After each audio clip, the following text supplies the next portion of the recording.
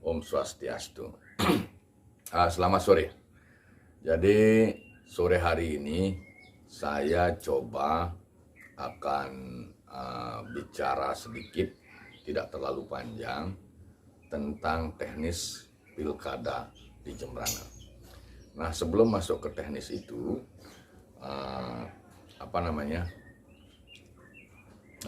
ada satu informasi yang saya dapat di WA Group bahwa penilaian dari informasi itu bahwa pilkada di Pulau Bali secara umum dinilai sepi, ya, dinilai sepi. Hal itu tentunya bisa dinilai oleh setiap orang, benar atau kurang benar atau tidak benar. Itu yang pertama. Yang kedua, bicara pilkada, kenapa ada penilaian sepi tadi? Karena sebenarnya secara praktis, syarat seseorang atau partai politik, seseorang misalnya ingin maju dia, berarti mencalonkan diri bahasanya. Kemudian kalau partai politik mencalonkan seseorang, berarti seseorang itu dicalonkan oleh partai politik. Ini dua hal yang berbeda. Itu ada syarat. Syaratnya 3 secara praktis. Tidak bisa dipungkiri. Ya, syarat 3. Yang pertama, harus punya ongkos. Yang pertama ini, harus punya ongkos. Di era kekinian. Yang kedua, harus punya otot. Otot berarti otot lengan, kekar, kaki, tangan, otot kaki, otot tangan, dan lain sebagainya. Itu artinya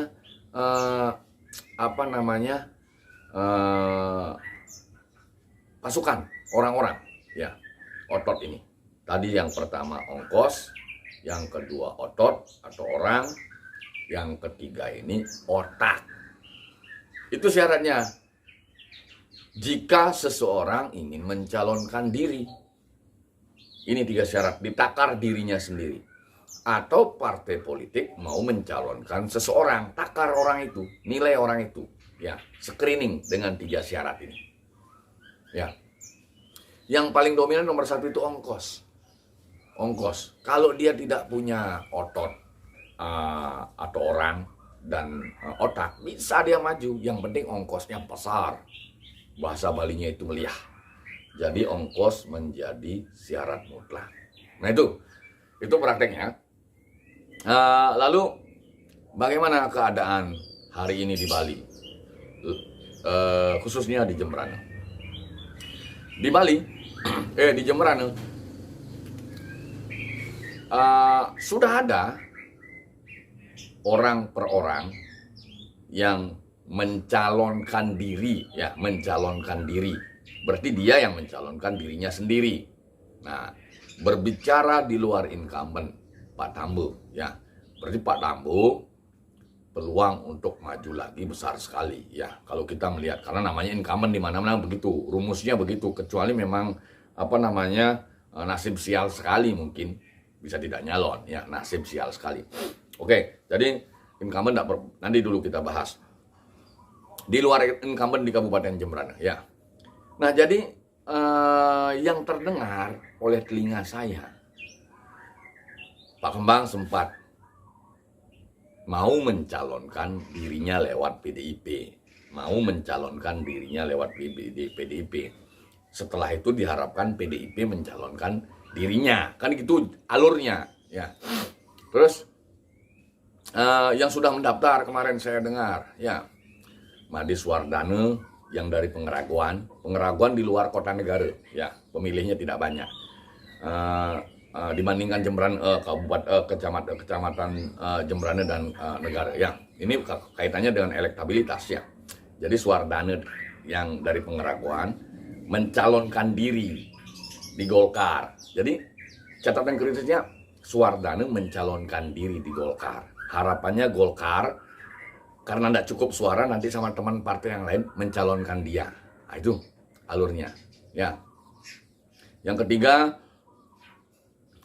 yang saya dengar Pak Darma Susilo. Pak Darma sebenarnya sudah aman posisinya karena sudah lolos di DPRD Bali. Sebentar kita akan bahas ya. Nah, jadi yang baru terdengar tiga orang ini, tapi Pak Darmo, kacamata pribadi saya, kecil peluangnya maju. Kenapa? Karena sudah berada pada posisi zona nyaman, sama dengan Pak Kemang, berada pada posisi zona nyaman. Karena menjadi DPRD Provinsi Bali itu tidak gampang, tidak mudah. Dua orang ini sepertinya Pak Kemang dengan Pak Suardana ini berpikir ulang untuk itu. Nah, tinggal Suardana. Yang tadi kita cermati, yang mencalonkan dirinya sendiri ke Partai Golkar. Harapannya Partai Golkar akan berteman dengan partai lain untuk mencalonkan dia. Pertanyaan dengan cerita tadi, kira-kira sosok seperti ini dengan mengkaji dari tiga alat tadi, ongkos, orang, sama otak, kira-kira bisa nggak berkompetisi? Ibaratnya mobil itu saling salib dengan Pak Tambo. Anda bisa cek sendiri. Nah, itu analisa pertama saya. Ya, kalau muncul sosok seperti tadi, bukan mendahului Tuhan, itu analisa saya. Ya. Nah, artinya apa? Artinya kalau itu berproses, lolos Suardana, mau berhadapan dengan Pak Tambo dan Ipat misalnya, ya, atau dengan di PDIP, kita tidak tahu, belum tahu siapa di sana. Ya, karena betul juga mungkin pandangannya informasi yang pertama tadi, yang saya katakan tadi, sepi, pilkada sepi. Ya karena ongkos nggak ada. Hampir bisa dikatakan tidak satu orang pun punya ongkos cukup untuk selevel kabupaten kota, apalagi provinsi. Maka wajar ada fenomena yang saya baca di WA Group itu. Sepi fenomenanya. Yang sepi apa? Sepi uangnya, modal pilkadanya. Nah, kembali ke Jembrana sekarang. Kalau sudah begitu keadaannya, berarti betul-betul miskin kompetitor Pak Tambo dan Ipat ini.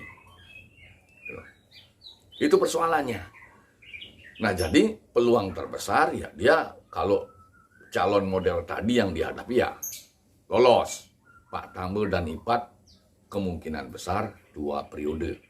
Kecuali PDIP punya pemikiran pikirannya itu tajam ya. Kemudian Golkar, Gerindra juga punya pikiran yang tajam. Pikiran yang tajam itu beda dengan keinginan pribadi. Pikiran yang tajam itu hanya mencari bagaimana cara bertarung yang menang. Tidak harus saya maju. Bukan begitu, itu bukan pikiran tajam, itu namanya pikiran ego. Jadi kalau mau bertarung menang, gunakan pikiran yang tajam. Jadi cari cara bagaimana bisa memenangkan perhelatan menghadapi incumbent. Berarti di mana harus dipecah suaranya incumbent. Yang pertama cari sosok yang 3 tadi. 1, punya ongkos. 2, punya orang otot atau otot. 3, punya otak. Tuh. Kalau itu sudah dapat orang itu tidak lagi harus saya maju. Memangnya mau kembali keok? Kan begitu pertanyaannya. Jadi kalau itu teknik berpikir tajam yang tidak banyak orang punya karena terjebak di egonya.